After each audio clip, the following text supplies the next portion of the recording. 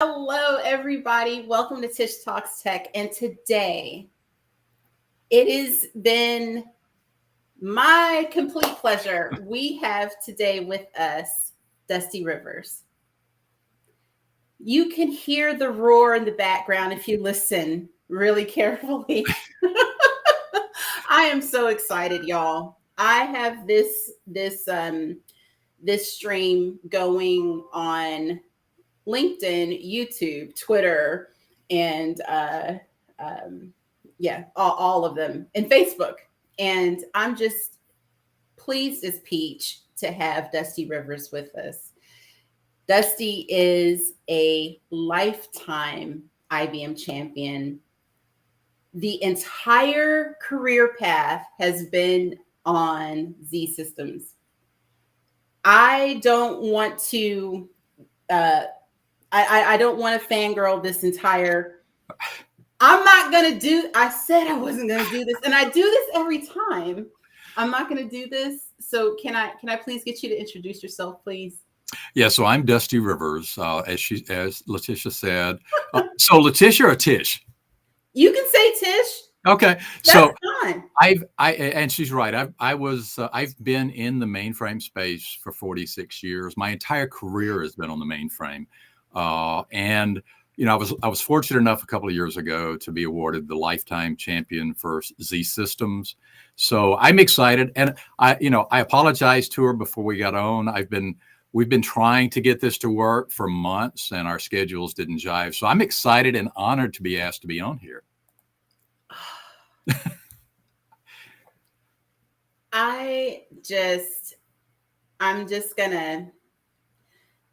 The chat is already chatting.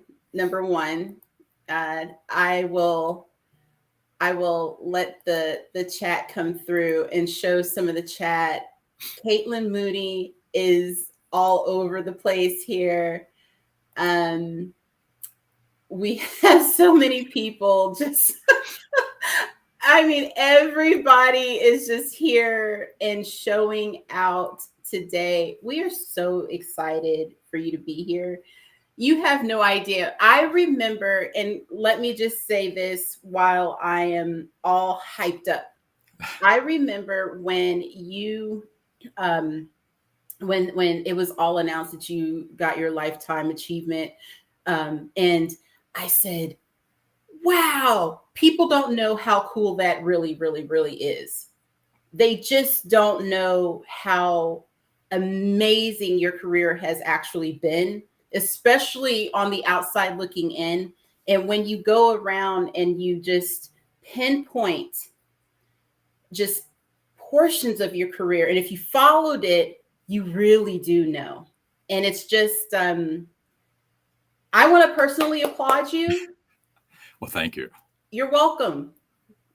Can we give you your flowers now? Because it's just the things that you have done and what you've seen is it's just right now it's at the boil. You may have thought it was at the boil maybe 20, maybe 10, maybe 15 years ago. No.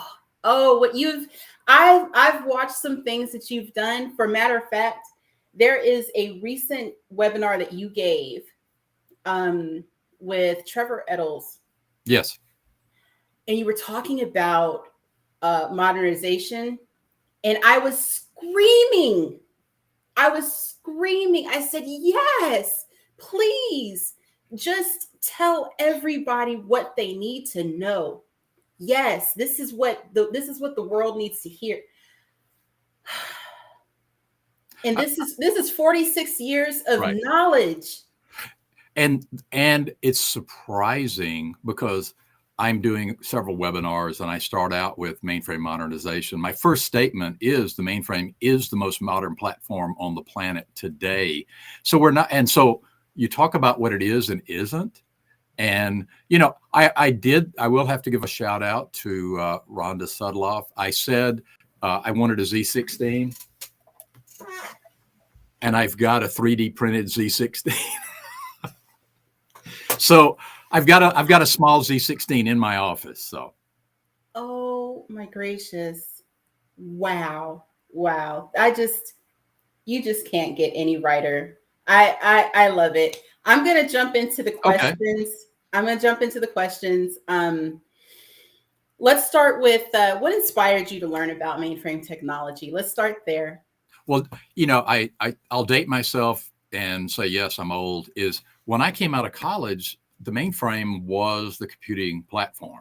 Mm-hmm. And so I started out in COBOL. And so COBOL was okay. But, for my senior project, we actually wrote a relational database management system.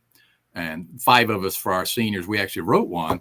And so I always wanted to get into database. And that's what I wanted to do. So when I came out, I worked in programming. Then I worked in database forever. And so getting started was easy. And then things started to change. It went from, the old word was client server, then it went to distributed, then it went to cloud. And, we joke that, cloud is just somebody else's computer. So, and in most cases, it's somebody else's mainframe. But so getting started, that was what we had. But what I'm doing today is completely different from what I started doing. Wow. I love to hear it. And how do you think that the mainframe technology is evolving? What have you seen? Because like you said, what you do now is completely different from what you started with.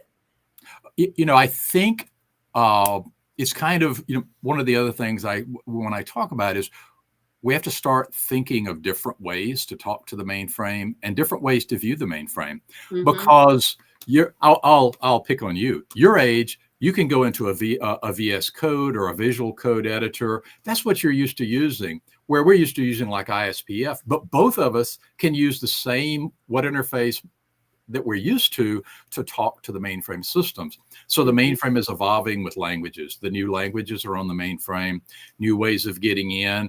And I was joking that one of the systems we actually worked on with a large airline to basically open it up is we were actually exposing transactions that were written in the 70s that are still running. And now they've got APIs. They're being driven by UIs or mobile devices, and they're still running. It's just finding new and inventive ways to use it. And, it's kind of like, why would you want to reinvent that? And I know there's some ways to do that today that are new. And every time I go to a conference or I go to something, I'm still learning. I'm not ready. I'm not ready to step down and go, as you were saying, sit in the shade and drink tea yet. I'm not ready for that. With the other church ladies. Shout out, Mom. But I love that. I love that. And you know what? You don't have to. And I'm so glad that you aren't. There's so many folks that I've had on the show.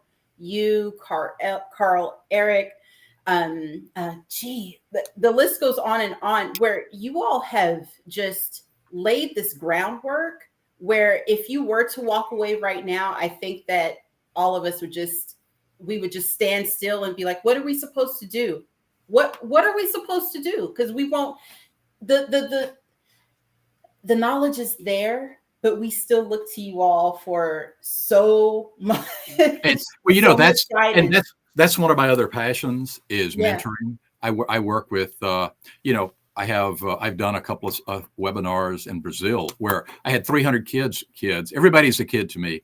Were asking me, how can I get a job? What can I do? What can I study? Yeah. And I've gone to universities, and they see it as exciting.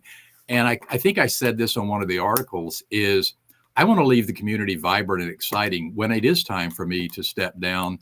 I want it to be as exciting as it is today and continue for the next generation. Yeah, we love that. We love that. And I think that, when I was coming on, I was looking for the sparks, the little sparks. I was like, where's all the sparks? And when I stumbled across some of you all, I just said, oh my goodness. And a lot of you started to stand out. You were one, and you've got that spark. You just, and just to put the fire up underneath the fire, I can't talk now. Goodness gracious. To put the flame under the fire in the up and coming generation, in that next gen, that's something, because there's a lot of folks right now that are sitting down thinking, what do I do? You know, they might be stagnant in their career. They may be on distributed right now and saying, you know, this is fun. I like this. This is what I train for. This is what I do. Right. But they don't know that there's this whole other world that actually could make what they've learned so exciting. So exciting. There's this whole other world. And I love that what you have done can actually open their eyes to that. You know, right or wrong, weak or strong. That's my humble opinion. Okay. So and there are jobs. I mean, there's kind of a group of us on LinkedIn that are older mainframers. Mm-hmm. And we have people sending us, where can I get a job? And I said, send me your resume. I've got 4 people that I could send it to right now. And so, Dr. Say, Dr. Cameron and Jeffrey, people will send us resumes. And it's amazing that people will say, I don't know where to go. It's like, reach out. We're all here for each other, and you got to lean on each other. And so I think that's, for me, that's one of the highlights is, I had a young man who reached out to me. I sent his resume to someone. He didn't end up going there, but it caused him to go somewhere else. And it's like, there's opportunities out there. And the network is deep. It is. It's very deep. You have to, don't even start. You have to be able to closed mouth does not get fed. You have to be able to reach out, and you have to know who to go to. And that's a big deal. What advice would you give someone interested in learning about Z systems and how the mainframe actually works? What would you say to that person? How would you learn? Well, the thing is the new the new 𝗂𝘂𝘀𝘆 program. You can sign up for that. I know Sherry's own. Sherry can send you the link. It's you can. It used to be called Master the Mainframe. Mm-hmm. You can learn from it. I actually learned because I was I've always been I see somebody on now. I'll give him kudos. PJ is a hardware guru. I know nothing about hardware. I know software and architecture, but in hardware is, there's so many different ways you can go into it. But, there's the 𝗂𝘂𝘀𝘆, there's other stuff. Also, if you're a student, the Share conference is not next week, but the week after. You can go to Share for free. It doesn't cost anything. You do have to pay for your hotel, and you have to pay to get there. But all the sessions are free. Some of the world leaders of technology are presenting. You can walk up to them. I had someone ask me at the last year, I want to talk, and Rosalind Ratliff who is amazing DevOps fellow. They said, I want to talk to Rosalind. I said, well, she's right there. Oh, I can't talk to her. I said, sure, you can talk to her. You completely shut down like, that's my hero. I can't say anything. Look at me. I'm talking to you, and I'm like, but yeah. You get it. Yeah. And the thing is we're all there to the keyword there is share. We're there to share knowledge. And the sessions are good, but like at the receptions, between sessions, at Starbucks, in the hall, between sessions, at the STE, if you want to get involved. I know I see I think PJ threw up the 𝗂𝘂𝘀𝘆 link into the comment. Mm-hmm. Go to that, sign up, and also reach out. The networks are, as you said, are deep. Reach out to me, reach out to whoever. And, we kind of take it as a challenge. We're going to do it again at Share in New Orleans. Our job is we're going to have people say, find me, tell me who you want to meet, and I will walk you over there and introduce you to them. Yeah. Yeah. It's about, trying to get folks to understand that this is not just technology. This is building this legacy of sharing. This is about inculcating these skills into the next generation so that we can actually keep things moving. We're going to keep it going. It looks like PJ gave us another link here. Let me make sure I can get that up for us. So yeah, thanks, PJ. I appreciate that. Have you encountered, this is one of my favorite questions, the misconceptions about mainframe technology? And if so, what are they and how would you correct them? Well, I think the biggest misconception is the mainframe is old and outdated. The technology, you can't use it, and you can't talk to it. And so, there is, I see somebody put a red book up. There's actually a red book of mainframe modernization with cloud that IBM, Skylar Loomis, and a group put out. And that's the biggest misconception, is old. Also, I found a study, and I'll have to find the study. I'll find it and send you the link. Okay. Somebody finally put out a study that said moving off the mainframe and going to a cloud app, if you just do for no other reason, then hey, we think it's a good deal. It could cost 5 to 10 times more to move off. So there's actually a published study. I'll find the study and send it to you. It just came out in February. That's one of the biggest misconceptions is, wow. I'll use an example. Someone said, and I'll use the number because I have to use small numbers, is their mainframe spend was $1 million. A year. That's hardware, software, people. And they said, we want to get rid of that cost. So they migrated off the mainframe, moved it to 3 other cost centers that were $300,000. A year later, each one of those cost centers was at $800,000. So they basically doubled their spend, but they divided it by 3. So their IT budget went up by 3, but they said, yeah, we got rid of the mainframe cost, but they ended up with almost twice as much actual cost because they were saying, oh, the mainframe is expensive. So I would take that as the mainframe is cost efficient. Right. And it's really one of those deals where you have to ask yourself, do you want to pay now or pay later? Right. What are you doing? Wow, that's crazy. So how do you think the technology, the mainframe technology, has influenced the development of other types of computer technology? Because right now everyone's AI. How does that jam together? Well, I think, with the new 𝗕𝗏𝗄 chip, which is amazing. And it's got an AI accelerator. It's like, fine, do your AI, train the engines on other platforms, and then run it on the mainframe where you've got the AI accelerator, the 𝗕𝗏𝗄 chip, the quantum safe computing. And I think it kind of amplifies that, because one of the things, and I'll use this as an example, in a distributed computing system, the hardest thing to do is get a common timestamp because machines are all over the place. So if you do an update, but on the mainframe, you've got one clock, you've got one mainframe, even though it's big, and things like that, we just took for granted. The mainframe is there, the backup is there, the power is there, the air is there. And so I think all the new technologies fit so well. AI is going to fit so well into the new machines, and you're already seeing it. You're going to be able to call from programs into the AI accelerator. Like, DB2's already got a DB2 verb that you can say inference. So a lot of that is being folded in. So it's not diverse. It's actually divergent. So we love that. And let's kind of flip it a little bit and talk about the hobbies, because I need for folks to understand that even though you are a superstar technologist, professional, what are some of the hobbies? What are some of your hobbies?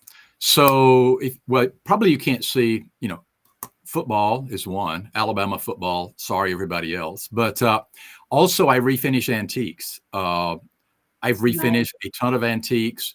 And one of my biggest hobbies is cooking.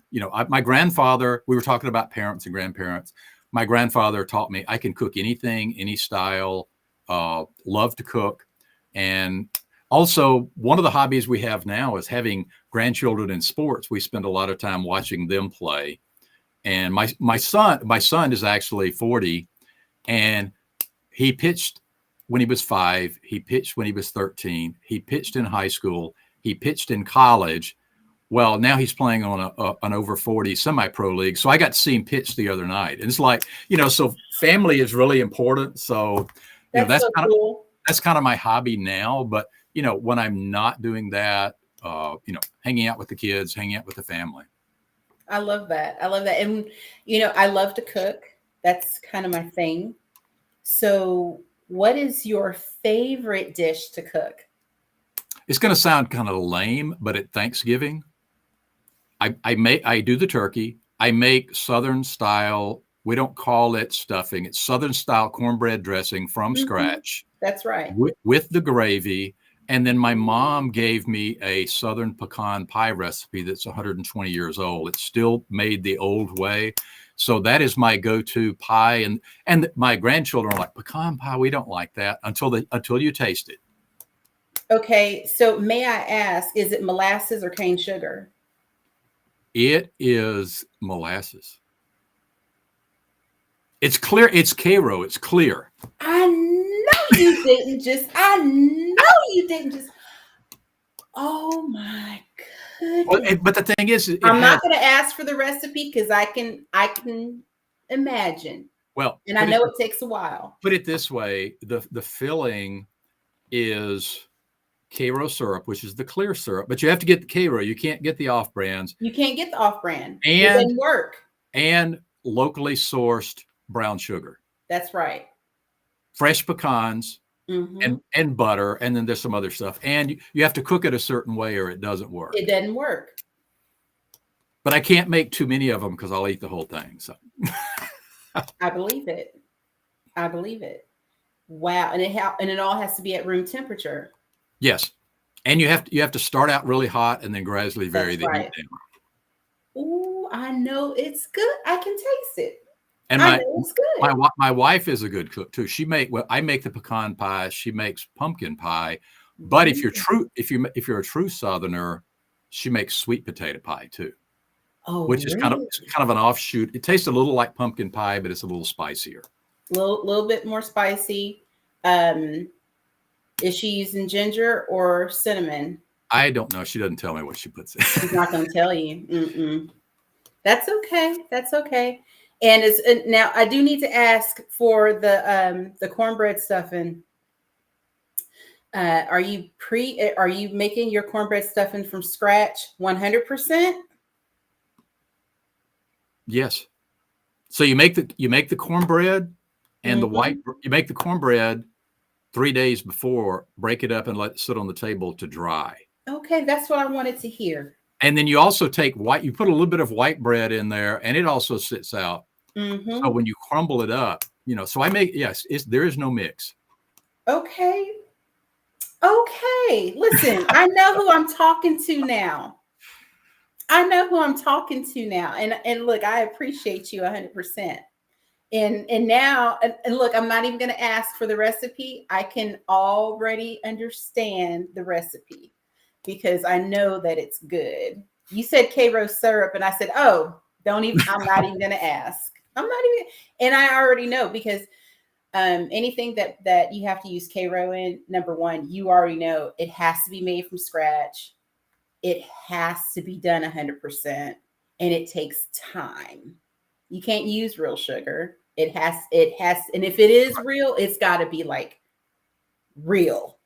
So those of y'all that bake, you feel me.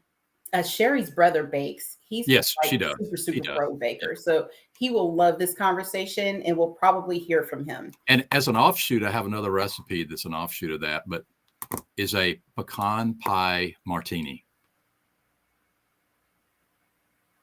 Oh, now can that be shared? I'll share that with you, but it's a similar recipe, but it goes in a blender and you make it into a martini. So. And we love that for us. We love that for real. That sounds really good, actually. Now, tell me this. Do you have any favorite books or favorite movies that are kind of techie that may have influenced or ride alongside of your tech journey? Yeah, I mean, I'm an avid reader, so I read a lot of science fiction. So Heinlein was really big. Also, Asimov, some of the old writers.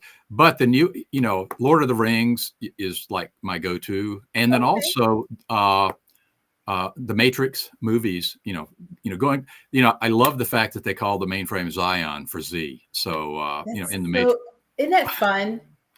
Yeah, and then I've got and then a friend of mine, some of the younger books like the Hunger Games, the Dragon series, Aragon thing. I read a lot, so I have a lot of people who will say, "Hey, have you read this?" And I'm also, someone asked me this. I think it was Libby. There was a question: paper book or Kindle? And I'm like, I got to have the paper book. I got to have the paper because I don't get rid of books after I read them. They're like old friends that go on the shelves, and I can go back and read them again. So.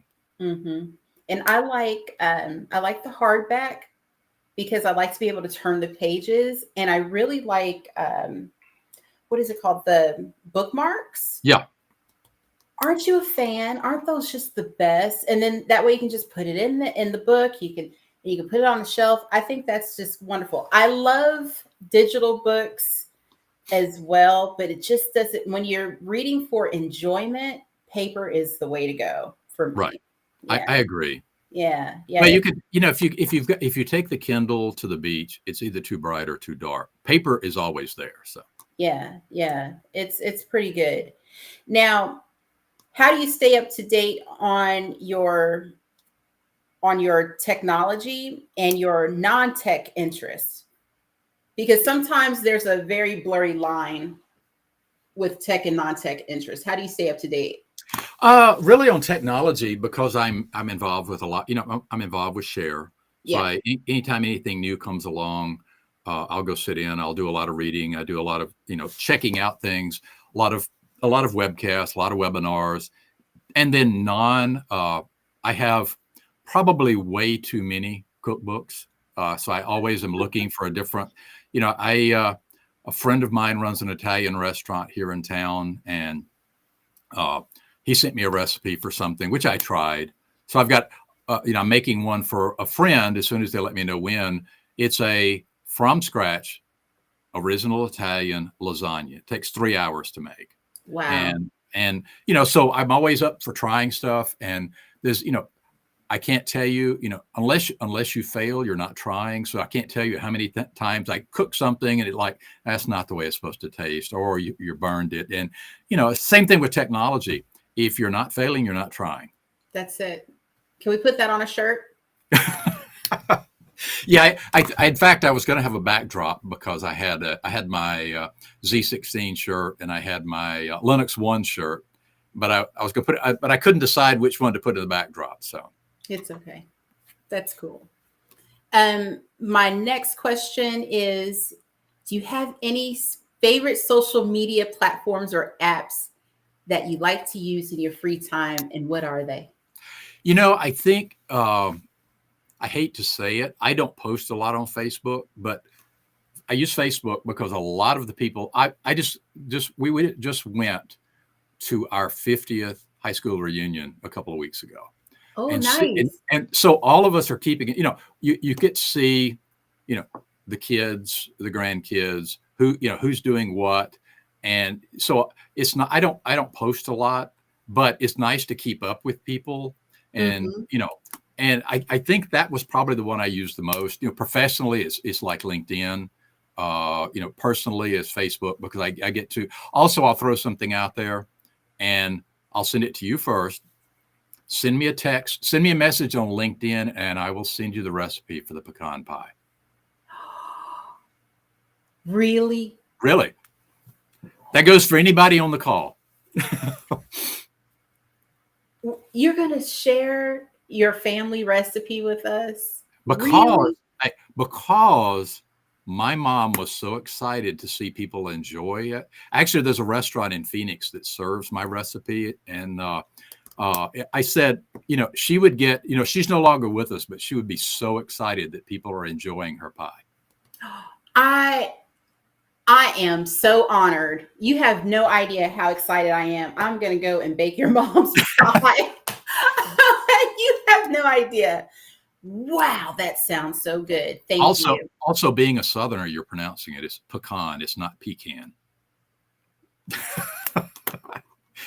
everybody says pecan. I'm like, it's pecans. We It's had a pecan. pecan tree out in Fort Hood when my mama was in the military. We had a pecan tree. It was huge, and every year it would drop these beautiful pecans, and we loved it. So, But yeah, it's a lot of work to get those pecans out of the shells too. it is. It's hard to shuck a pecan, but you know what? It was fun for us. You know, us kids, we go out and pick that stuff up and be Yeah. like, here, look at us. We gotta anyway. I digress. But thank you. That's so kind. I really do appreciate it. Let's see here. I want to ask you also, how do you balance? How do you balance what you do? Because you have this career that's this glorious career with family. How do you balance that? Well, you kind of have to, I've always gone family first. So if it's a toss up between family and something else, family wins. Mm, So whether it's kids, grandkids, and I think you have to find that happy balance of, you know, at the, I know that eventually when it comes time for me to retire, my family will be there. But, I'm not going to be worried so much about my career after I retire. But, you need to keep your family close, keep your friends close.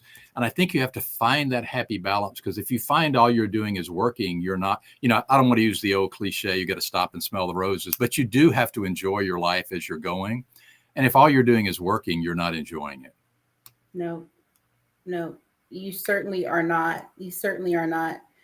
And tell me this. I want to go back to Facebook. So when you're on Facebook, I was talking to, I want to say it was Caitlin Mooney, and we were talking about using Facebook kind of like the flip side of LinkedIn. I've noticed that there's a lot of folks that's on Facebook, and sometimes they post things like professional things, but they're not. I'm not saying like they're posting like super professional stuff, like not their resume or anything. Yeah. But sometimes they post things that they're really proud of, and they actually get jobs. I've They do. seen it with my own eyes, because folks get really relaxed. Like, people like yourself, they get relaxed and they're like, oh, wow, Leticia is on here. Oh, she passed her cloud exam. Oh, that's really cool. Or whatever the case may be. What do you think about that when folks? I agree, because it's, I have had, as a joke, a friend of mine runs a global classic rock station, which is another one of my passions, is classic rock music. So when they announced that I was getting the Lifetime, he saw the announcement come out and he goes, I have to get you on my show and do a recording. So we did it, and he has a way of tracking how many people are listening. And we did a quick, and of course I have to have a walk-up song and a walk-off song. So, yeah, it played the song. We did an interview. It was a ton of fun. Then when it went live, there was 50,000 people that listened. And so radio is a big deal. People don't get that. Yeah. And so we posted that on Facebook and LinkedIn, and people were like, I want to be on there. It spawned like 3 other shows. So you're absolutely right. Is someone else went, wait a minute, I'm going to call Tony. His name is Tony Curry. So he said, I'm going to call Tony. How do I get in touch with him? And so, I'll have a good feeling story is I got him on one of the IBM Champions calls. We do those every month. It's been a couple of years ago. And he talked about it, and everybody signed up for the app. You can get the Rock app for your phone. Right. And he didn't know this, but I had someone call me or text me on LinkedIn and said his rock station was the only station that the Russians couldn't block in the Ukraine, because it was coming over a digital phone. And that, and they said, so several of them, when some of the Russians were advancing, they would crank up like Beds Are Burning or Metallica's Enter Sandman loud. And he said, I can't use those guys' names because they're still in the middle of all that. But, it's amazing the power of music, and the music is, music, especially with technology. So you're absolutely right. From that Facebook post, came a ton of other stuff. So you're absolutely right. Yeah. Yeah. I love that, because, you know, folks don't get it. They don't get that we're here. All of us are here, and we're posting and we're interacting, and the social platforms can really boost what you're trying to say. And it's not only just this digital, what are those? What is that called? It's not just a digital flip book of pictures. You're Right. also, you know, it's a platform. It's an actual microphone, if you will, for what you're trying to say. So I love that piece. Thank you for saying that. And again, let's talk about the webinars, if you don't mind. You were saying earlier, we were talking about how, you know, the transformation. I was listening to what you were saying about modernization, and I just want to touch this with a hot iron real quick and just get the wrinkles out, because folks, if you haven't heard what Dusty had said, and it was like the quickest 40 minutes ever, it will change the way that you think about modernization. And really, if you really want to get super, super, super kind of philosophical, it will kind of sort of change your life, because what you said in a nutshell, in a pecan shell, was it's a mindset. Yes. Everybody is talking about, I'm going to get off the mainframe and I'm going straight to cloud or whatever. I'm going straight to this or that. And basically what you had said was, well, you know, right tool for the right job. And can we just say that this is what the tool is that you're going to use, and they're going to use this? And it was just so freeing to hear you say something so simplistic. And this is stuff that we already know. Well, we already know it. So we're doing several of the modernization roadshows all over the U.S. And I kind of do the lead off, and my first question is, and I'll ask you, when someone says mainframe modernization, what is the first thing you think of? The first thing I think of is fix your code. Well, That's what I think. Well, see, most of the people immediately say, "Oh, moving off the mainframe," and I'm like, "No, that's not it." Yeah. So when we talk, it's kind of like I kind of set the ground rules of how I define modernization, and there's like 10 or 12 different ways that I talk about. And yeah, maybe there does make sense to move some data, some applications to the cloud, but that's not the first thing. So, you can modernize your data, you can modernize your programs, you can modernize via API. And it's like, as you just said, change the way you think about the mainframe. There's so many different ways, and we go into all 12 of those and kind of drill down. And, I'm doing a webinar Wednesday on APIs, and it's actually real use cases. So being in this space for so long, I've got use cases I've worked on some of the largest modernization projects in the world of multinational companies that are, one of them is actually executing over 1 billion APIs a year, and they didn't have to rewrite anything. And so things like that is kind of where when I go, I have real stories where I can throw, hey, this company did this, and it's not I don't want to say it's not the textbook of saying, hey, here are my rules. Is I actually have companies behind those rules of where it's been done and been successful. Yeah. I just, when I listened, I'm not kidding you, I had to re-listen, because I said, it's so simple what you just said. And we've heard it before, but the way that you delivered that talk, chef's kiss. Oh, thank you. Yeah, because folks, I hear it a lot. I heard the other day, and I'm not going to say who it was because I don't believe in that, because that's mean. But I heard someone say, yeah, we're going to put our stuff in the up, and it makes my ears itch. We're going to put our stuff up in the cloud, and we're going to take all of our data off of the mainframe. And I'm just like, how is that going to work out? Show me how that works. Show me how that works. And it was a very long and kind of sort of frustrating conversation, but you have to, again, mindset, you have to know how to empathize with people that don't fully understand how things work, how networking is, what these good practices, best practices are when they're when they're dealing with their own data and other people's data.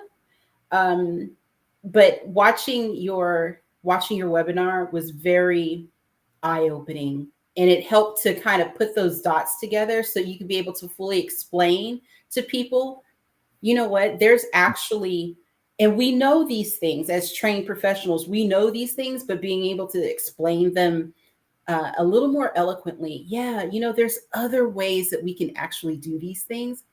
It was great. It was great. If y'all haven't seen that, go see it. I'm not going to, you know what, by the time that you leave this, you're going to say that 𝗚𝗏𝗄𝐶 when I see her and Share. But yeah. So, by the way, we are both going to be at Share, and I've already told Tish at Share we will have a picture in front of the Z16. And there are rumors that the Lego Z16 is going to be there. So we will find us, take a picture, and post them. So we will be there. It's going to be epic. I cannot wait.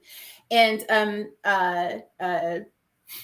now, can we touch the Lego, the alleged Lego Z16? Are we going to be able to touch that? I'm sure we won't be able to touch it, but I would like to touch. I don't know. They didn't really want anybody touching the Z16 when we were there, but we did anyway. So Darren Search and I have a picture of us standing there touching it. So I don't know if they're going to have like a velvet rope around it or not. So Velvet rope. I will defer to the rules. However, I do know.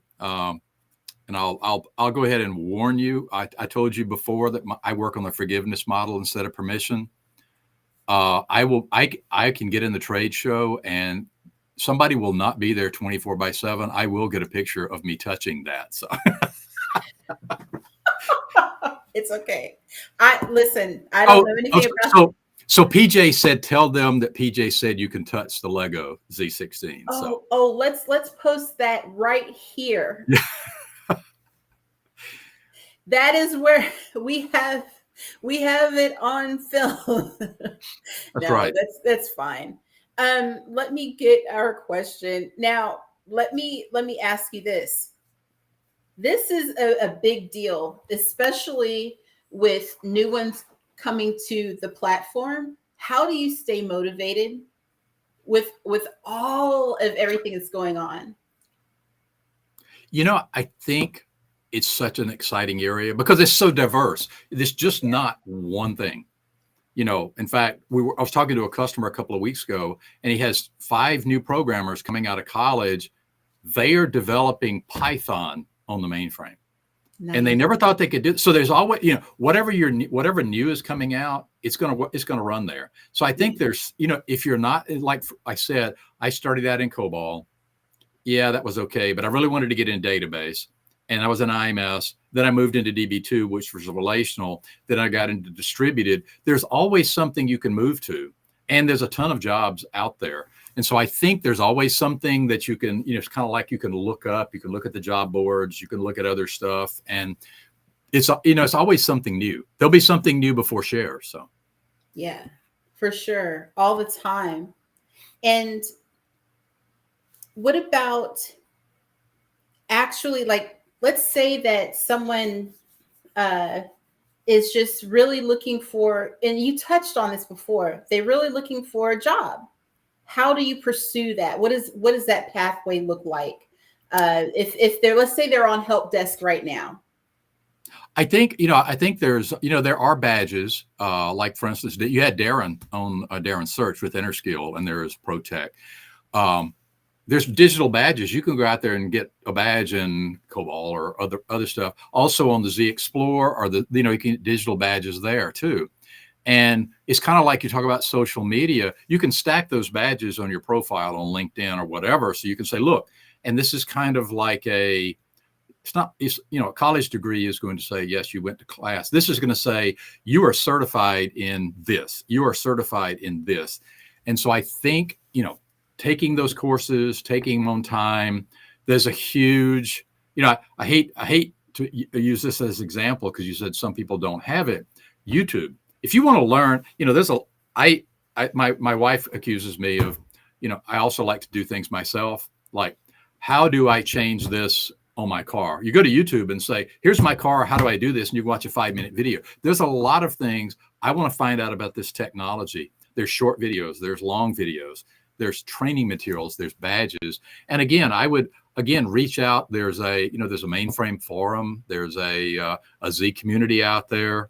Z system community. There's just so many, and also reach out. If you look, I mentioned LinkedIn. There's a lot of us that are, I get a lot of requests when I'm talking to customers. Do you know anybody that would do X? And I'll throw it out there to some of the other people. Hey, do you know anybody? And there's a lot of triangulation that goes on. And I know through the champion program, like Sherry and Libby, you can send them a note. They get asked all the time too. So they're, but I go back to, I saw someone kind of echo what I said earlier. You have to be proactive and reach out. Nobody is going to reach out to you. You have to reach out and say, hey, is there any way I can do this? Or I would like to get into X. How can I do that? Mm-hmm. And nobody's going to know what you need if you don't tell them. Right. Or know what you want or what your desires are if you don't say exactly. anything. And there's a lot of, I found out at the Atlanta Share, there were 3 students that came up from Albany State. And I met all of them. And one of them got offered an internship on the floor. We love that. And the other 2, one of us is going to IBM and the other one got a job too. But as students, they walked around. Don't be afraid to ask someone, do you have an intern program? Do you have an internship? Because everybody is looking for somebody. And if you do well in the intern, it's almost a guarantee you're going to get a job offer. Mm-hmm. Or maybe you don't want a job there. Maybe you realize I did this as an intern, but I want to do something else. Mm-hmm. And you don't know what your opportunity is going to grow into. Right. You don't know, or like you said, oh, I liked it. It was good, but now I want to do this. But I want to stay in the same space. So yeah, that's excellent. That's very good advice. I love that. And there will be a, all of us, those of us who are going to be at Share. Mm-hmm. Again, I'll reiterate what I said, or find us and say, I would like to meet somebody who does X. If you're on the trade show floor, it's easy to walk you over to them. But if you're somewhere else, we can tell you where they are. Right. Oh, that's them over there. That's them. Yeah. That's for sure. How do you define success in your personal life? Some people would say it's the amount of money you make. I don't define it that way. I'm very blessed. I have 3 beautiful children who are all married. I have 8 grandchildren. Wow. And then also people that I've worked with that have come to me and said, can you help me in mentoring? They get jobs. It's kind of like, it's not only your family, but it's who you bring with you and who you push up. So mm-hmm. I kind of view that as success, as if someone says, hey, you helped me with that. That to me is, it makes me feel good because, money's great, but, the good feelings are better. Yeah. It's about that giving back. Right. Because it's kind of like you're not here just to exist or survive or whatever, but the folks that you bring with you and you see them thriving and growing, it makes you feel good. It gives you the boil. It does. The boiling feeling, the bubbling. Are there any role models or figures in your life who have inspired you? And if so, who are they? I think back in the day, way back when I was in the first, I was doing a lot of speaking at conferences, knew nothing about the champion program. and two amazing women, Beverly Tyrell and Ann Sheridan. Both of them were IBM. I think Bev has already retired. They both came to me and said, why don't you get involved in this? And they pushed me into getting involved. So I was not as active, but I think both of them, but there's been people along the way who've kind of gently nudged you. I don't want to say pushed, because they kind of nudge you in a direction. And, and I think for me, those gentle nudges, and also you get those nudges, if you feel that nudge in the spirit, that sometimes you think, I should do this, or I should go talk to that person. So I get that little whisper in the ear. It says, this is the way. I get it. Right. So have you, I know that you attend Share, you're on the board. Are there any are there any conferences or events related to mainframe technology other than Share that you like? I used to go when I'm primarily in the US now, but I used to cover global. So I went to Guide Share Europe. I went to GSE Nordic. I went to the Australian version of that, the French version of that. Also, there is coming up, there is a Tech Exchange. There's going to be a Z Day coming up. I'll be at Tech Exchange. And so there, there's a lot of other things. Plus, I also participate in a lot of virtual events. Okay. Like for instance, they had a virtual career day in Brazil, and one of the IBMers in Brazil said, hey, can you talk to this group of students? And I'm like, sure. And that's the one I said I thought there was going to be 50, and there's a couple of hundred. And of course, it went over time because they had a lot of questions. So, there's a ton of those, and there's going to be, in the area, IBM puts on things called Z councils that are like speakers. I know that there was one in Jackson. There's one coming up. You can go out and look there's a Z Council website that says here's where they're going to be. So there's a lot of those also. Very nice. Very nice. Very generous with your time. A lot of folks don't take the time to do that. That's beautiful. And we thank you for that. So I also have to add one other thing, and I would be remiss if I didn't mention it. Is you mentioned one of my idols.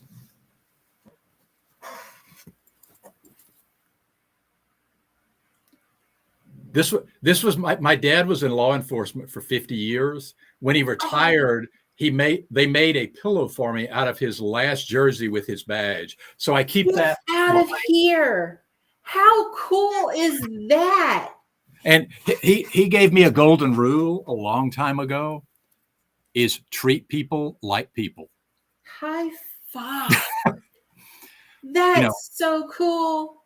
And they made a whole t-shirt. No, it's a pillow.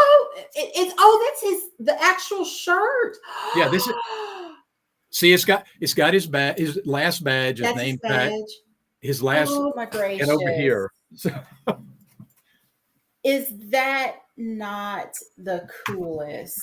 Somebody very, very, very artsy did that. My sister. That is very cute. My sister did. She had it done. That's beautiful. That's just precious. I love it. Thank you very much for sharing that with us. You didn't have to do that. That's very cool. And he said, treat people like people. Yeah. I love that. I love that. I don't want to take up more of your time, but I do want to ask you this last question.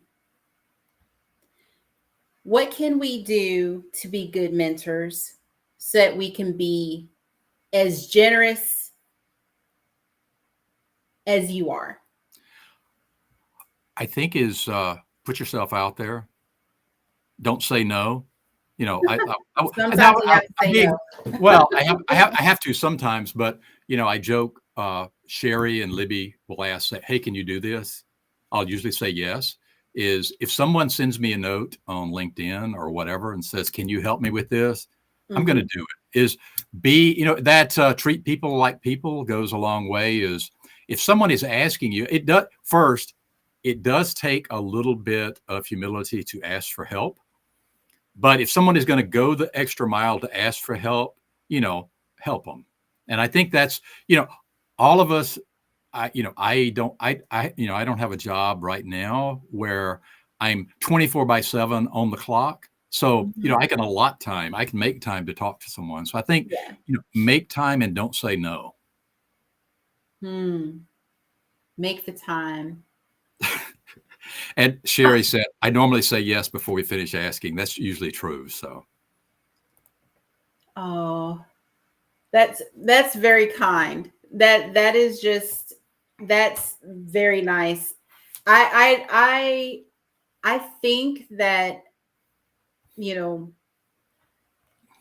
but you to be able to have that sort of flexibility, you've worked so hard to get there. It's not something that you can just, someone like me, I'd be like, I don't know, I have to check. I have to check. No, you have to adopt the forgiveness model. Oh, that is definitely going to go on a t-shirt, and it's going to have the quotes and everything, and it's going to say Dusty Rivers. I love that. Adopt the forgiveness model. Dusty, are there any shout outs or hellos you'd like to give anyone before we land the plane today? I think like I said, I always have to shout out to Libby and Shari, because they do so much, and they ask us to do a lot of things. And I think really, is anybody in the community, find us, I was serious. Find us at Share. We'll take a picture. We're going to see how many pictures we can put on your LinkedIn. Yeah. That would be so cool. And there was a rumor that there may be a table at Share where you can broadcast live next week. No pressure. No pressure. We'll see. We'll see. That would be a beautiful thing, and we'll see. No pressure. Yeah. There's so many people at Share that I would love to get a few comments from, because like I said, there's some comments that need to be had. We need to hear their voices, and their voices matter. Especially when it comes to this platform. Well, I think also Mainframe's awesome. If you look around, on the badge, there'll be a little ribbon on the bottom of it for director, IBM, or whatever. Find those, and then also just walk up. Like I said, find me and tell me who you want to, find me and tell me who you want to talk. Because I know, a lot of the people that I talk about are going to be there. Yeah. And they, the excitement that they put in what they're doing. It's not oh, don't bother me. It's like, they enjoy talking about what their specialties are. Right. Yeah. I've always had some really super amazing shares every time I go. And that's why I'm always like, oh, I got to get there, because folks are just so generous with what they know. And there will be a amazing gathering. There will be a gathering of all the champions too. Yeah. Got to do it. Dusty, thank you so much. Thank you for everything. Well, thank you for having me. Thank you for inviting me. Thank you for coming and sharing your story, because the community as a whole, the folks that engage in this program, Tish Talks Tech, these folks, I'm telling you, we sit up and we're like, how are people really getting along within Mainframe? Because folks don't know, and now they do. And I try to tell my viewers, listen, when people get these jobs, these Mainframe jobs, they stick within Mainframe for a reason. Like, they have like 10, 20, 30, 40-year careers on the platform for a reason. Right. And it's not just because, oh, I don't want to go and get another job. No, it's because you actually have career growth, and there's some stability there, and folks really love their jobs. We get to do stuff. What What did PJ say? It keeps people up at night. Keeps me up at night. We're gonna have to fix that, because PJ and I both talk to each other on social media, but we've never met in person. We're gonna have to figure a way to make that happen. So we have to make that happen. We have to make that happen. Thank you, Dusty. I don't want to take up too much more of your time. You have been incredible, and I really appreciate you. Thank you. Thanks everybody for coming and joining us today here on Tish Talks Tech. The next time that we broadcast, we will be at Share, and we thank you. We'll talk to you soon. Bye-bye. Thank you.